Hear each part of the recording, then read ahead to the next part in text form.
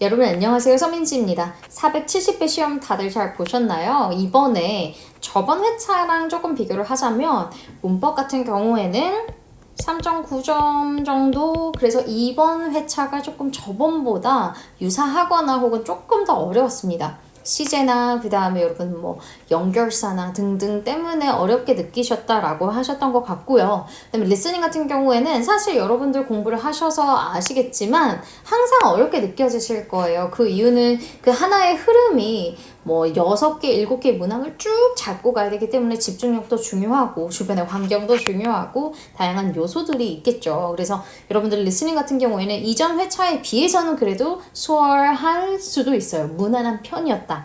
그럼에도 일단 제대로 공부를 하신 분들은 이번 회차에서 그래도 점수를 잘 가져가실 수 있지 않을까라는 생각을 조금 합니다. 언제나 여러분들께 리스닝은 어렵기 때문에 일단 4.0 정도로 생각을 하고요. 독해 같은 경우에는 일단 저번에 비해서 조금 어려워졌어요. 그래서 그 이유는 저변 소재도 당연히 어려웠다라고 느끼셨던 분들도 계시죠. 이번에도 좀 어려웠다, 몇 번 파트가 어려웠다라고 하신 분들도 계셨는데 특별히 어휘가 저번에 비해서는 조금 더 여러분들이 어려웠다라고 느끼셨을 것 같은 문제들이 좀 있었습니다. 그럼에도 진짜 어려웠던 어휘가 나왔던 회차들과 비교를 한다면 그래도 조금 귀여운 편이었어요, 이번에. 그래서 독해는 뭐 4.2점, 항상 여러분들 어려워하시잖아요. 그래서 일단은 4.0에서 한 4.2점 정도라고 생각을 해볼게요. 자, 그럼 바로 준동사부터 시작할게요. 그럼 이제 바로 전체적인 틀 설명드릴게요. 여러분들이 가장 궁금해하시는 게 이 전체적인 틀이 과연 그대로 유지되느냐라는 게 문법에서 가장 궁금해하시는 부분 중 하나예요. 그 이유가 기존에는 준동사 같은 경우에 5개, 그 다음에 should 생략이 3개가 출제되었다면 지금 같은 경우에는 이제 2022년 뉴 트렌드가 준동사 6개, should 생략 2개 이렇게 나오고 있죠. 그래서 준동사랑 should 생략 제외하고는 다 그대로 유지하고 있습니다. 가정법 6개, 시제 6개, 관계사 2개, 조동사 2개, 연결사 2개 이렇게 그대로 나오고 있습니다. 그래서 이 패턴은 그대로 유지가 되고 있다라는 걸 기억을 하시고 항상 이전에 과연 어떻게 나오고 있었지? 최근에 어떻게 나왔지? 라는 게 진짜 중요하거든요. 그래서 그 트렌드를 여러분들이 알고 가셔야 합니다. 준동사 같은 경우에는 이제 3개씩 예쁘게 나왔죠. 투부정사 3개. 그 다음에 ing 3개. 그 키워드들 혹시 기억나시나요? 준동사 같은 경우에 투부정사는 be, used, to 동사 원형이 첫 번째로 하나 나왔고요.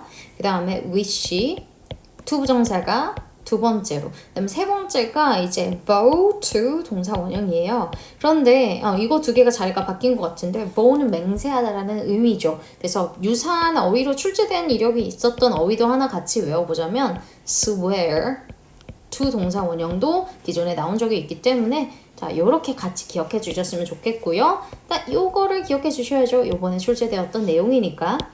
자, 그럼 ing로 가볼게요. 우리 지금까지 많이 봤던 recommend ing. 자, 그 다음에 또 support ing였나요? justify ing였죠. justify ing. 자, 이렇게 나왔고요. 그 다음에 dread ing가 나왔습니다.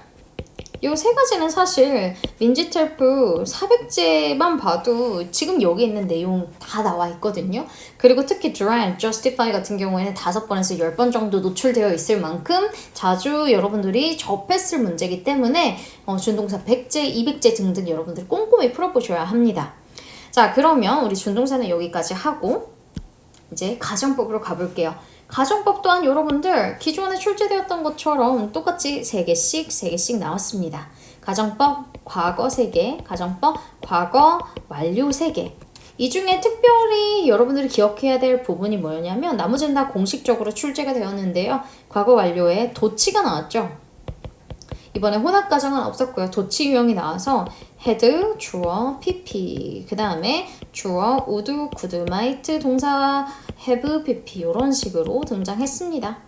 그래서 이번에 가정법에 논란 문제는 없었다라고 생각하시면 되겠고 자, 이번에 여러분들이 시제를 가장 어려워하셨잖아요. 자, 현재 진행부터 한번 우리가 리마인드 해볼게요. 현재 진행, 과거 진행, 그 다음에 미래 진행. 현완진, 그 다음에 과완진, 미완진. 자, 요렇게가 있는데요. 여러분들 특히 현재 진행 같은 경우에는 right now가 예쁘게 나와 있었어요. 그리고 여러분들이 궁금하셨던 게 여러 질문들이 있었는데요. 시제 같은 경우에 하나씩 출제한 게 맞나요? 라는 질문이 또 있었어요. 근데 시제는 한 개씩 예쁘게 나왔답니다. 그래서 그 확신을 갖고 풀어주시면 되는데 현재 진행 right now 예쁘게 나왔죠. 과거 진행에서 여러분들이 좀 많이 헷갈리지 않았을까라는 생각이 드는 게 일단 이번에 전반적으로 시제 한 두세 문제가 이런 식으로 나왔어요. and나 콤마를 기점으로 문장이 두 개가 나오는데요. 각각의 문장의 시제가 조금 달랐어요. 그래서 미래 진행 같은 경우에 and를 기점으로 앞에 뭐 today, 일반적으로 today도 미래 시제로 많이 나오는 경우가 있는데 오늘 아침인 거거든요. 오늘 아침에 과거로 뭐 했다. 그런데 오늘 밤에는 나 뭐 할 거야? tonight. 오늘 밤에 나 뭐 할 거야? will be ing 이렇게 나왔거든요. 미래 진행이. 그래서 이 미래 진행이 6번에 나왔었고요. will be ing가 tonight이랑 매칭이 돼서 나왔다라고 생각해 주시면 됩니다. 자, 그럼 이제 과거 진행인데요. 과거 진행도 and를 기점으로 혹은 콤마를 기점으로 앞에랑 뒤에 문장이 있었는데 다행히도 둘 다 과거 시제로 나왔어요. 그래서 여기에 포인트는 when, 주어, 과거 동사, 그리고 나서 주어 다음에 빈칸 요렇게 나왔답니다.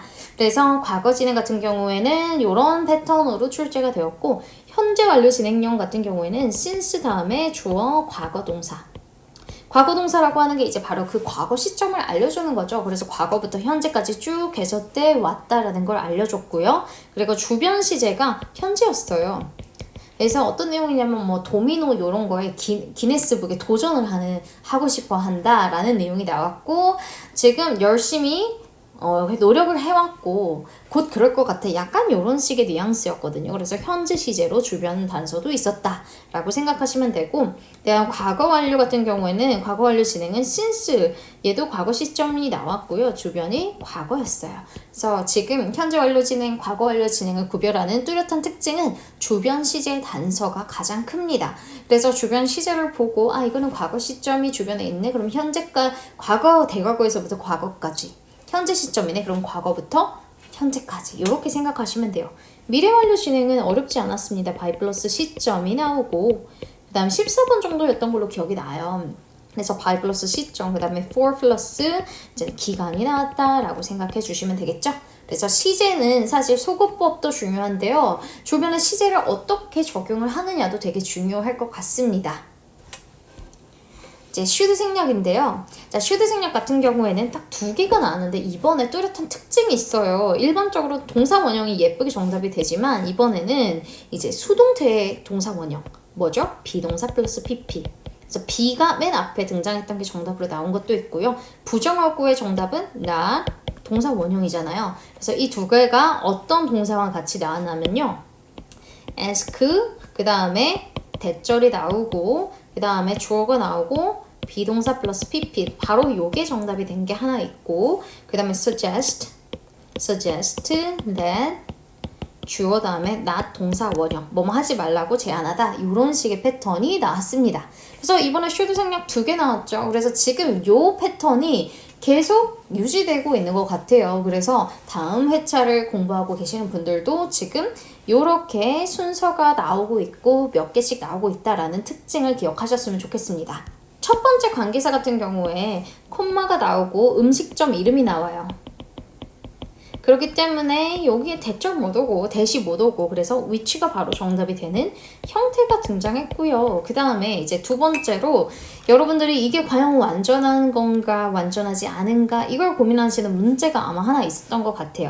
자, 그 내용을 제가 조금 한번 기억을 해보자면 fortune이라고 하는 게 나오고요. 그 다음에 여기가 과연 대신가 아니면 콤마는 없었어요. where인가를 고민을 하는 건데 뒤에가 she spent her time 시간을 보냅니다. 근데 spend 시간 ing는 이거는 사실 뭐예요? 동명사의 관용 표현이기도 하죠. 그래서 spent her time 그 다음 building 시간을 보냅니다. 무언가를 만드는데 시간을 보냈어요. 뭘 만드는데 시간을 보낸 거예요? fortune을 만드는데 시간을 보낸 거예요. 그래서 사실 여러분들이 이 내용만 보고 완벽한 문장이다. 주어, 동사, 목적어가 있으니까 spend her time, ing니까 동명사의 어떤 관용 표현이잖아요. 그죠? her time be building 자체를 목적어로 보고 완벽한 문장이다 라고 생각을 하셨던 것 같고 이제 제가 이제 설명을 좀 드리자면요. 지금 문장의 구조가 요래요. 그리고 뒤에 전치사가 on 플러스 명사가 예쁘게 나옵니다. 자, 요렇게 혹시라도 제가 기억을 이상하게 하지 않을까라는 생각을 해서 빌드 다음에 on의 표현도 있나 여러 개 검색도 해보긴 했는데 지금 문맥적으로는 딱 빌드 다음에 목적어가 필요한 구조였어요. 그래서 사실 관계사, 관계부사 같은 경우에는 이제 관계부사는 완벽한 문장에 있고요. 사실 그 관계부사는 전치사 플러스 명사를 대신하는 그런 역할을 해주는 거죠. 그럼 지금 이 문장이 완벽할까 완벽하지 않을까를 여러분들이 고민하셔야 돼요. 완벽해요? 완벽하지 않아요? 완벽하지 않습니다. 그녀는 시간을 보냈어요. 뭐 하는데?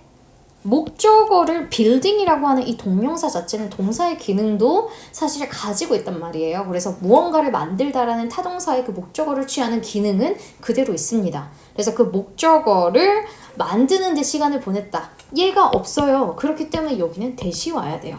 그래서 일단 저의 기억으로는 이제 대시지만 혹시라도 변동이 생긴다 그러면 제가 금요일에 확실하게 코멘트를 달아놓겠습니다. 사실 오늘 정말 어떠한 빌런이 하나 있었는데요. 사실 그분이 아프셨을 수도 있기 때문에 좀 나쁘게 말씀드리지는 않을 거고 어쨌든 앞에서 코도 보시고 막 갑자기 돌아다니시고 그 다음에 한숨을 엄청 하루 종일 쉬었어요. 그래서 제가 웬만한 소리에 예민하게 반응하지 않거든요. 그리고 되게 집중력도 좋아서. 그런데 오늘은 진짜 너무 귀도 막고 너무 스트레스를 받는 거예요. 그래서 여러분들이 한숨 쉬었다라고 했을 때 제가 공감을 사실 잘 못했는데 이 정도로 시험에 영향이 있구나라는 생각을 하게 되었습니다. 자, 어쨌든 관계사까지 이렇게 마무리를 했고요. 조동사 두 가지 빠르게 설명을 드릴게요. 조동사 첫 번째로 must가 나왔고요. 두 번째가 can이죠. 자, must와 can입니다. must 같은 경우에는 여러분들 내용도 어렵지가 않았어요. 일단은 건강하게 다이어트를 일반적으로 사람들은 다이어트를 할 때 음식만을 가지고 다이어트를 하려고 하는데 그건 건강하지 않다. 그리고 나서 for이 등장하고 나서 뭐뭐 하기 위해서는 건강한 그런 식습관을 유지하기 위해서는 그래서 뒤에 주어는 뭐뭐 해야 합니다의 내용이 나와요. 그렇기 때문에 의무의 상황이라서 must가 정답이 되고요. 자, 그 다음에 can 같은 경우에는 물고기가 등장해요. 물고기의 능력이 나옵니다. 그래서 어떤 이름을 M 물고기라고 할게요. M 물고기가 M 이름이 기억이 잘 안 나요. 그래서 그 물고기는 바다에서 어느 정도의 속도로 헤엄쳐 갈 수 있습니다. 이렇게 문장이 나왔던 게 기억이 납니다. 조동사 어렵지 않았죠?